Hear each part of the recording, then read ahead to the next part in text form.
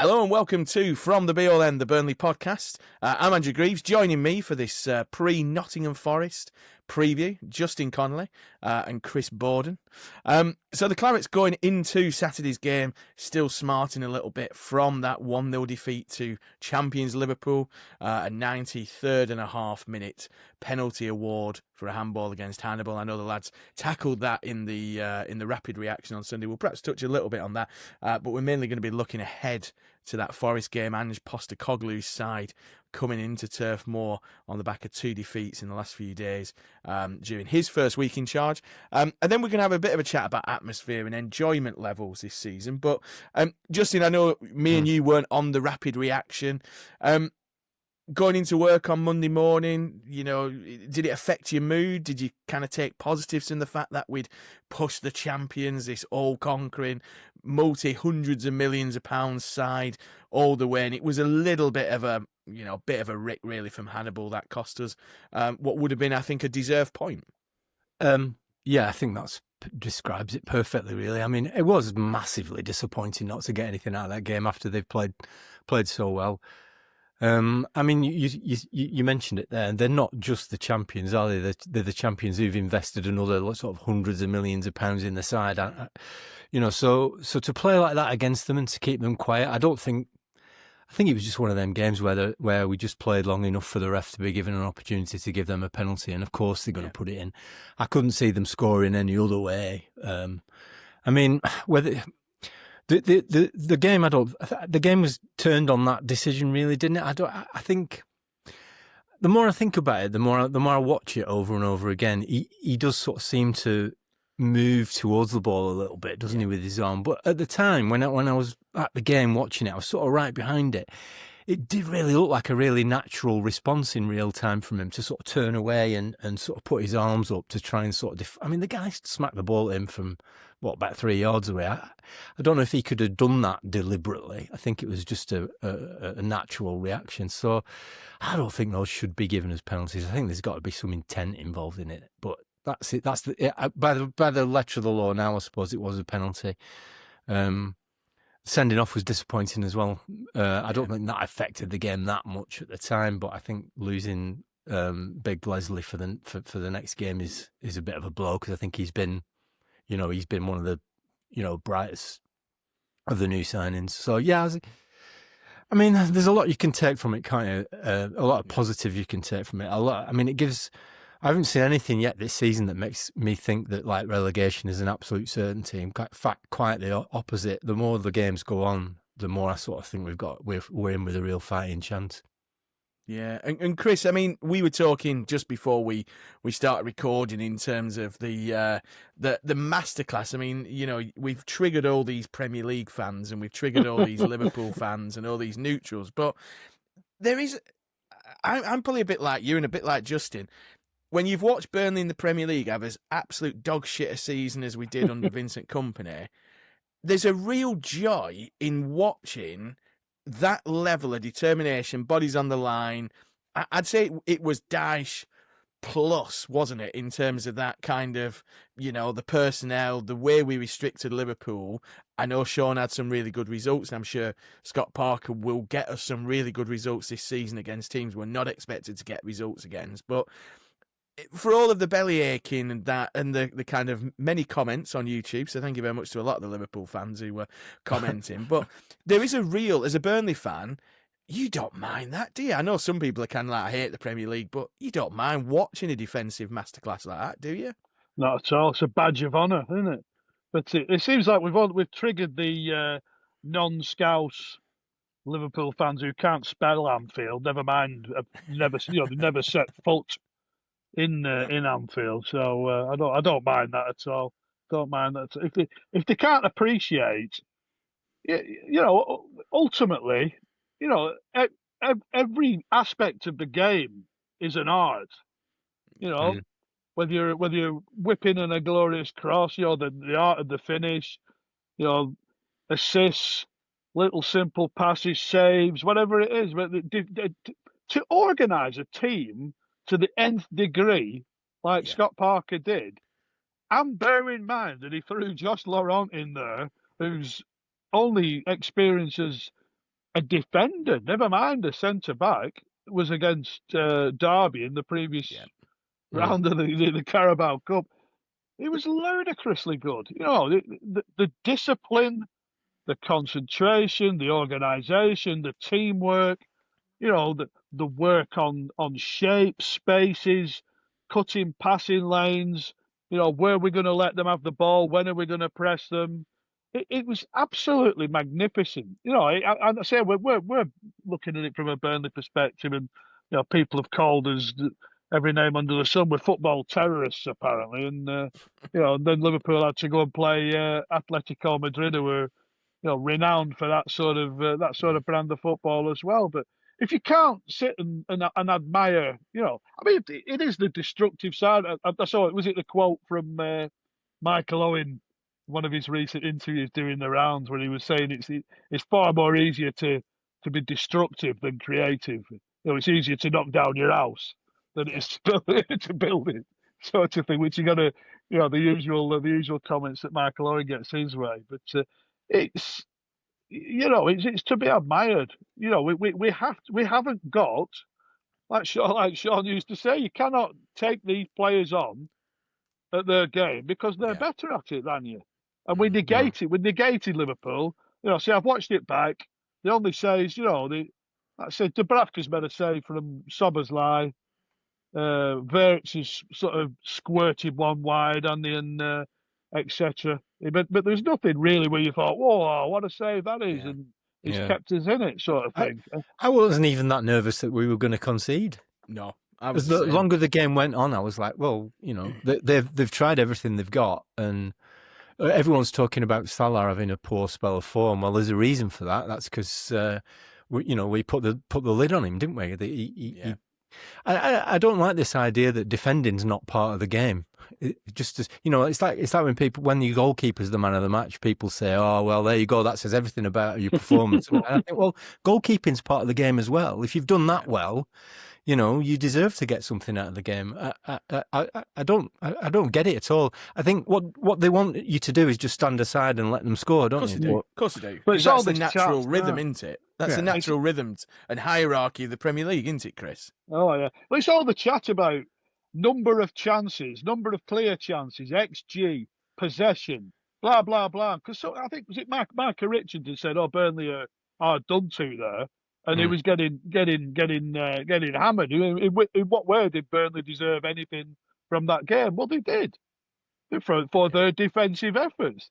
Yeah, and as I say, I'll this is a hill I'll die on. The Anthony chance is as good as anything. I know he puts it over the top, but if he shapes it like Josh Cullen does against Sunderland, he scores.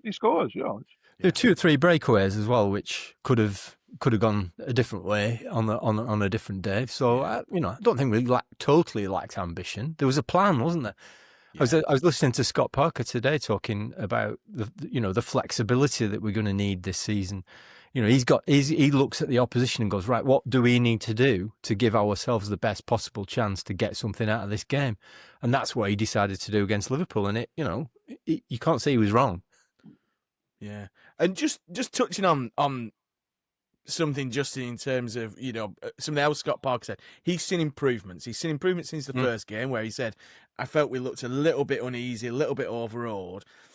One of the things we clung on to, and you especially, during the Kompany season, is we'll be better in the second half of the season. That was the hopeful mantra, weren't it? In terms of, and with Scott Parker, and we were.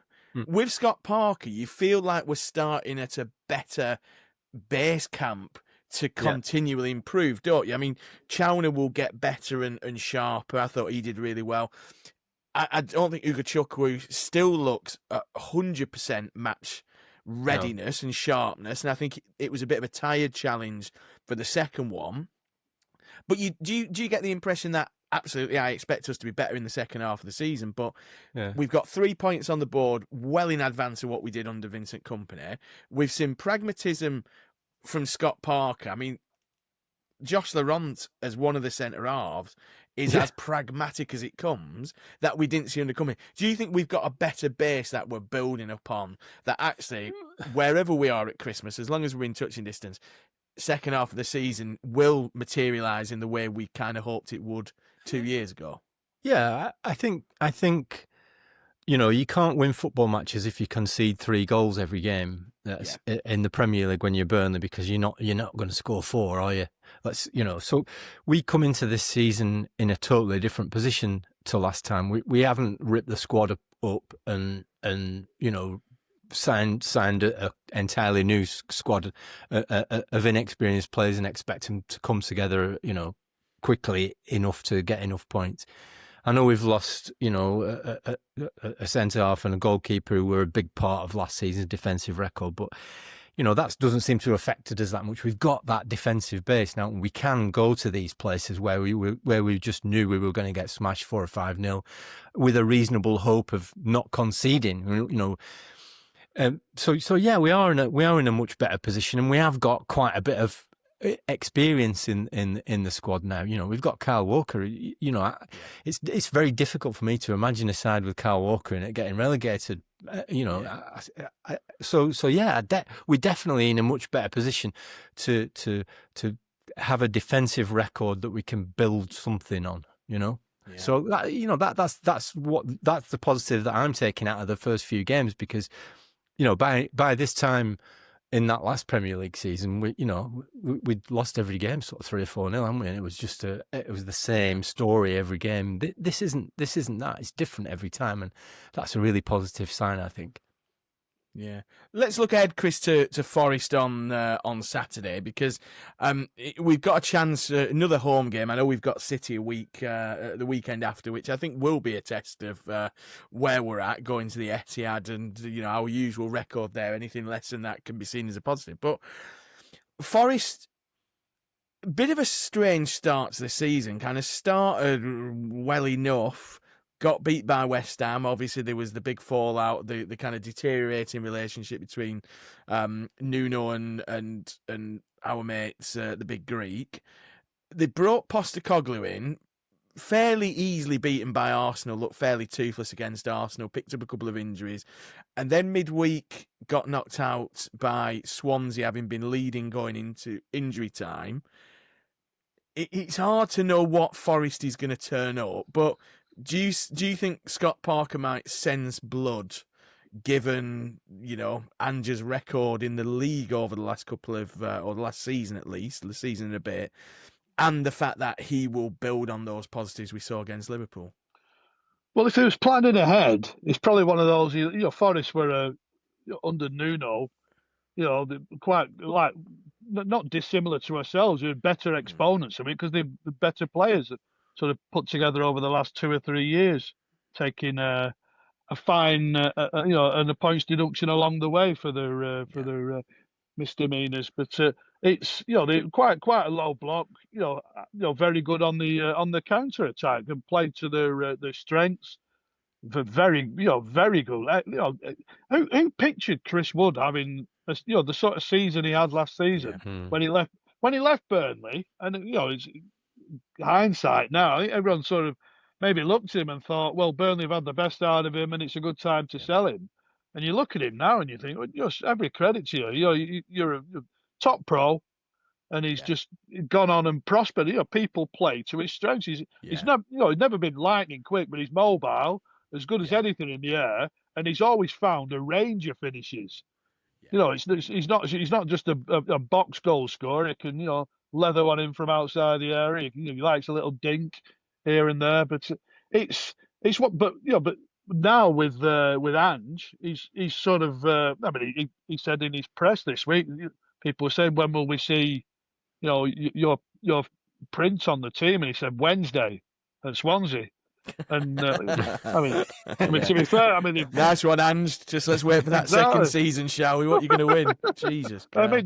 They've lost the game ultimately, but one of the goals is a goal that only that sort of Ange philosophy scores. It's a very good goal. So do Burnley just say, "Here you go, have the ball, and we'll try and play on the counter," or do we be quite adventurous and in their faces sort of thing? But whatever, whichever way up, they've Ole Einer's out for a period, isn't he? The right back Yeah. who's very Murillo, good I player. think, as well. Murillo. So that's two of the starting back four Yeah. who they're missing. But the front six is fantastic. Yeah. So it's there's quality all over the shop there. Yeah, definitely. I mean, just in Scott Parker will be forced into change. Obviously, Hugo Chukwu's red card means he misses the Forest game. Florentino Luis signed from Benfica. We were told on this podcast by our man in Lisbon that he'll basically break things up, pass the ball to somebody who's better than him. That's his job. That's the kind of job you want a defensive midfielder to do. But you'd expect him probably to fit into that Hugo Chukwu position, wouldn't you? Absolutely, I think he's a ready-made replacement. Whether he's, we don't know how fit he is, do we? Whether he could do the full 90, but I'm expecting him to play a big part in the team this season. So now's the perfect time to stick him in. I don't know whether I wouldn't expect it to be the same team. I don't expect him to do that 5 at the back thing with Lauren. I don't think we'll do that. Whether he'll sense blood or not, I don't know if that's in his repertoire. Scott Parker. I'm not sure because we've never seen him do that before, have we? And the success of everything is built on that, that defensive record. It's a strange time to play Forest, isn't it? It's like usually when a new manager comes into a club, it's because things have been going wrong, and a rebuild is or changes are required. In this case, that's not quite what's happened, is it?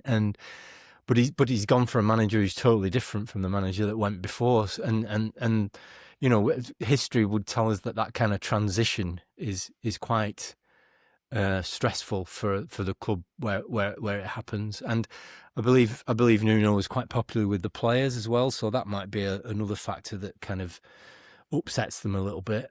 Things have not gone well so far, so I think it will be a game that they will come and try to win. Obviously, there's only one way that Ange knows how to play, isn't there? And they'll definitely try to do that.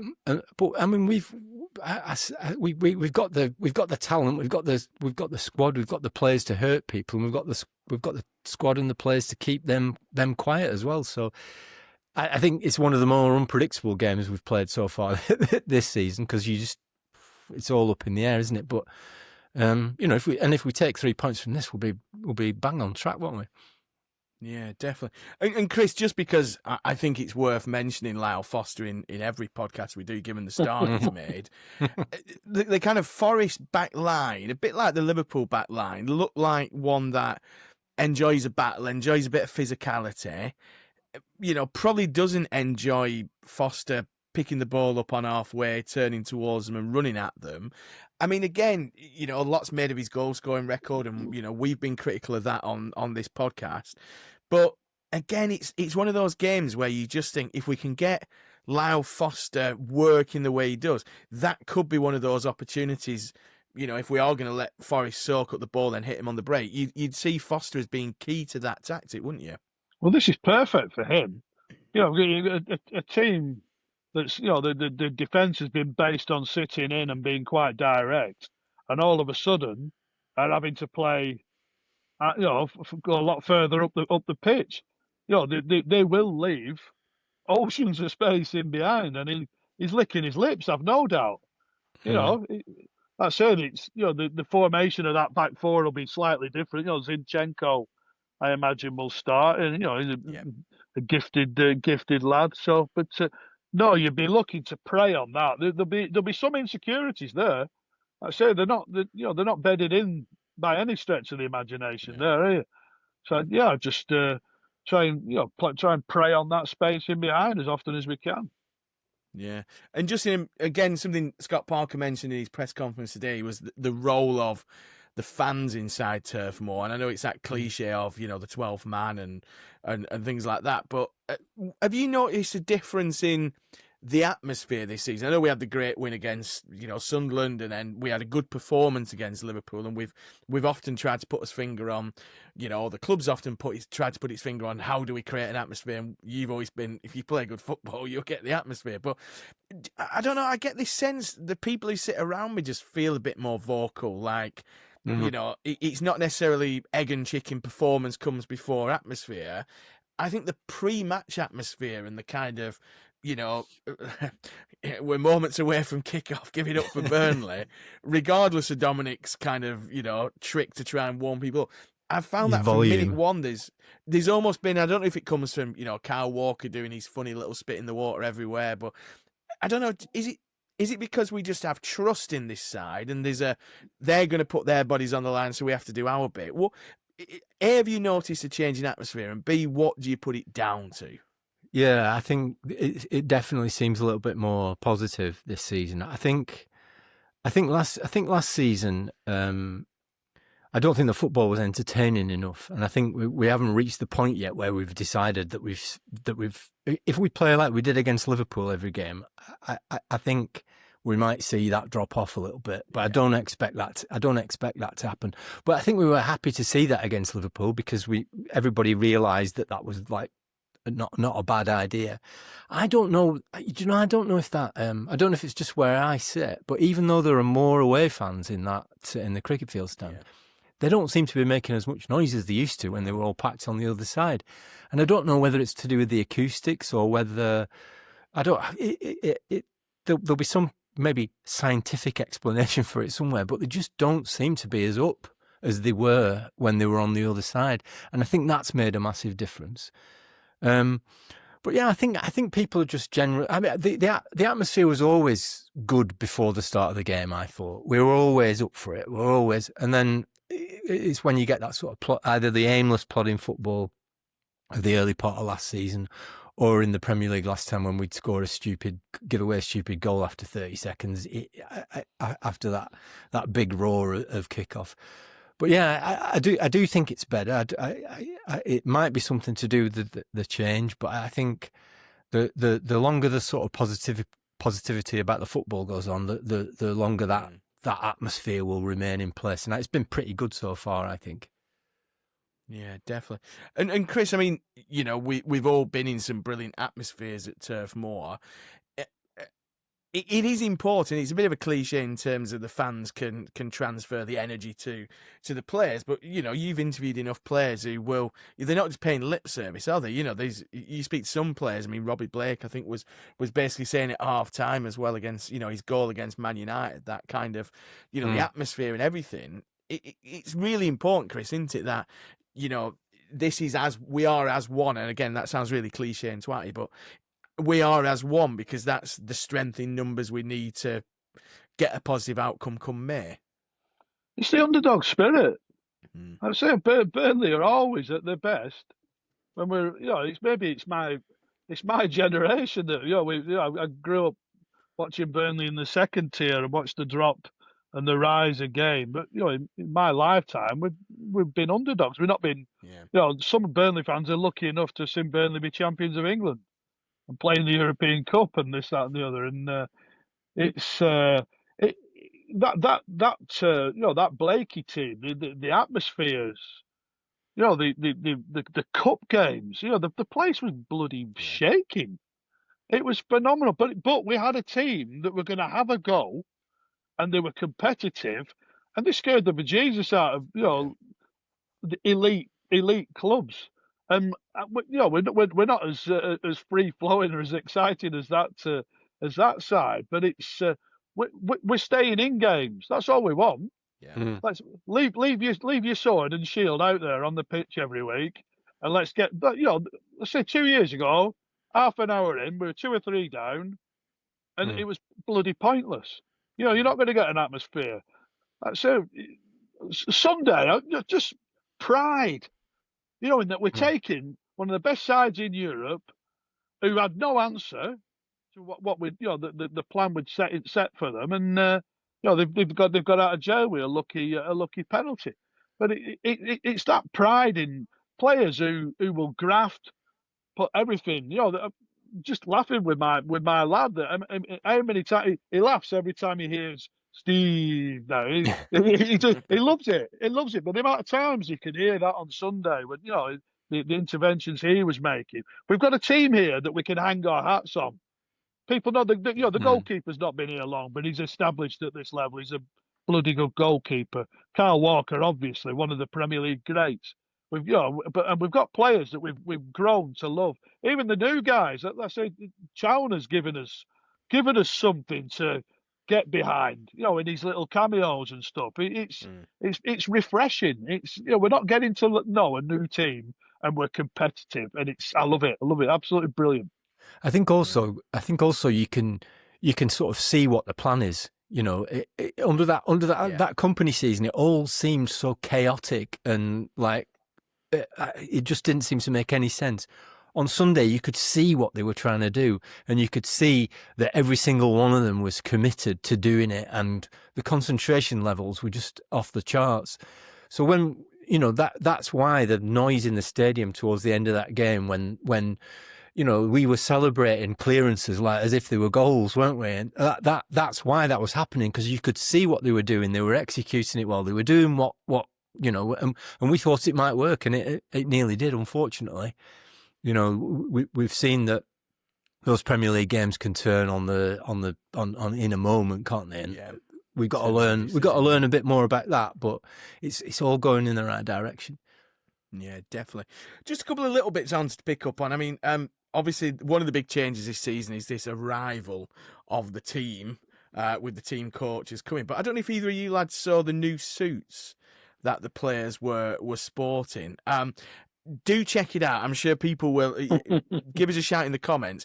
They've teamed up with a company called Batch London, and they all turned up. If you look on the kind of picture gallery for the game on Saturday on the club website, they all turned up in these blue suits with like white cream shirts with the Visit Detroit logo stitched into a little pocket. They look, honestly, a mate of mine who works in fashion said this is a big deal. Like Batch are a great company. I think back to that Premier League season under Kompany when the fucking mascots came out in the fucking dinner suits for some backstreet tailor in Manchester. I won't name them. I do know what they're called.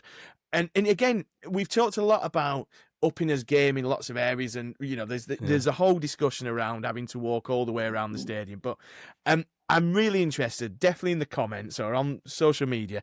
Let us know what you thought about the Burnley suits that the players turned up in. Someone like Kyle Walker's probably used to turning up in suits and diesel gear and CP company and all this lot. But I just thought the suits, and apparently they're going to turn up in every home game in these suits. And obviously they're all wearing white trainers because that's the thing that sports presenters and footballers do. Pundit shoes, yeah. Some of them had it tucked in, some of them didn't. Some of them had the jackets fastened. So I think there's a little bit of, I think they still need a bit of work on presentation. But honestly, I just thought all we need now is we need the bus to be wrapped in like claret and blue, a bit like the Liverpool buses that were blocking the exit. But yeah, if neither of you have seen it, that's a very pointless segment that I've just introduced there. Proper whistle and flute job, No, they're almost like, I don't know, like a tracksuit and a suit, yeah. No, they're a suit, but they're almost like I'd say it looks a bit Japanese workwear. It's kind of almost the buttons go right up to the top. It's like something you might see from Universal Works or MC Overalls or something like. Look at me, dedicated follower of fashion with my TikTok shop T-shirt on it. Don't mind the old Universal Works. Yeah, it's good stuff. Yeah, I just thought it looked amazing. So big shout out to whoever's got that partnership over the line. But so the bus isn't the there is a Burnley painted bus, isn't there? I don't think so. I think it's just like a grey Kingsway, whatever, whoever. I don't know who it is. I'm giving a company. Not like the Liverpool one that You'll Never Walk Alone. So they had two of those, but I just think again maybe something Alan Pace is really looking. It means more to us than anyone else in football ever. That one. Yeah, all that. I think it's great. Anything that is giving. Like I say, I've not seen the entrance, but if those youngsters who are at the entrance, anything that brings them closer to their heroes and makes them feel a part of it, and it's magic. You'll never that's memories for life. That it's going to have a knock-on effect to how they behave in the stadium and how they follow the club going forward and all that sort of thing. So it's brilliant. To be negative for 1 second though, Greavesy, it's not for us, is it? It's not aimed at me, But it's picking up on that point you made there. Getting out of the ground now is a nightmare, isn't it? And they're going to have to do something about that. And they do part the away team's coaches right in the middle of the bit where everyone now has to go, which is disperse around it, don't they? Yeah. It doesn't help. And there might be occasions where that might cause a bit of friction as well. Yeah, and you'd think kind of by the time Liverpool are getting ready to get on the team bus, most of the people have dispersed. They could park the buses over near the outdoor fan zone a little bit more and then bring them in when they're getting to leave. But, I mean, there's, we've discussed the kind of changes they're having to walk around. But I agree with Chris. I think what I would say is the arrival, which was on like the official video, the behind the scenes video, whatever on Sunday, it does look good. I mean, I think they're calling it the claret carpet experience, where the kids line up against the barriers and slap hands and all this. And I agree with that. I think that looks, that does look fabulous. Something else that the club have been pushing, and a venue that the club have been pushing quite a bit, of course, is the Royal Dyche. Amazingly, the Royal Dyche, Justine from the Royal Dyche, is off to America this weekend to basically recreate the Royal Dyche for one of these Premier League mornings events. Justin, I mean, you're probably old enough. Well, you definitely are old enough, but you probably remember what the Princess Royal was like before Justine took over. Yeah. I mean, just looking at what she's created there's that mini long side using old seats from the club. The club clearly give her a lot of old memorabilia, like the home and away dressing room. It's really heartening, given the stats we see about pubs closing, that Burnley's got this mecca for the club that is independent, that is, renowned around the world, isn't it? Yeah, I love it. I think it was. Yeah, it wasn't an ideal spot for a pint in the old days, was it? It wasn't like you wouldn't choose to start your Saturday night out in there, would you? At that time, but I think what they've done there to take advantage of that situation that they find themselves in. It's brilliant, and they're not the only ones on there, are they? There's a whole raft of turf, vintage claret, etc. There's loads down there that seem to be doing well, and long may that continue. Obviously, the thing in America is great as well. They're spreading the word about the Premier League and spreading the word about Burnley. Again, that's not aimed at us, is it? But if it brings anybody else into the family, I'm all for it. Yeah, and Chris, I'm sure you've had one or two pints down. I know Sean Dyche has been a couple of times and dropped in, but again, running a pub's really difficult. Given the rising costs of everything, but just to see a Burnley pub being recreated in, I think it's Kansas City. I really should have checked. But, Kansas City, yeah, Kansas City there. For someone just to have this idea of this pub in Burnley is so well known and so embedded in the culture of Burnley Football Club, which we often accuse the Americans of stripping away, the kind of culture around fandom and supporters. But to have them recreate it, take all this memorabilia off and turn this sports bar into a Royal Dyche for one game. I mean, the Americans aren't going to know what's hit them, are they, really, when they're turning up? Well, I know in Kansas, they've lost their first two games for the first time in donkey's years. So maybe they want to watch a winning team this weekend. I don't know, but it's fabulous. Like I say, it's what Justine's done in there. You get Sky enjoy, and other TV film outlets are available. But they like coming in and doing the old interviews, the old shirts on the ceiling, the backyard. It was like I say, it's become this. I say it's almost like the Cavern in Liverpool to Beatles fans, and that sort of thing. Yeah, if we're going to Burnley, we've got to visit there, sort of thing. But at least, like I said, just you got this strip. It's a shame the 110's not still there and what have you. But I like the Park View, and there's all these establishments who they've been innovative. They've got all these ideas with their different setups with their beer gardens, etc. And it's a really I was one of those. I used to before I was working, I just used to just get on as late as possible, watch the game, come home. But it's nice to get down early now and lap up the atmosphere. It's fabulous. Yeah, definitely, definitely. And obviously the message is always support your local pubs or clubs. There's plenty in Burnley. We go down to Hatter's Bar and the Bridge and Bank Parade and things like that. And I think we're really lucky because some grounds you go to these out of town, it's a bit of a desert, isn't it? We've very little in the way of proper independent pubs serving proper real ale, and I say that at the start of British Cask Week. So there we go. If you are out and about, do make sure you're buying a pint of cask, because you can't enjoy cask at home. There we go. Let's leave it there. Let's leave it there before I start doing even more sermons on beer. We'll be back with a rapid reaction, as we usually are, after the Forest game, come win, lose or draw, and then we'll have obviously the more in-depth debrief for you a little bit later on in the weekend as well. Enjoy the game wherever you're watching it. If you are watching it in the Royal Dyche kind of satellite bar in Kansas City, I hope you enjoy it. But yeah, until we see you again, up the Clarets.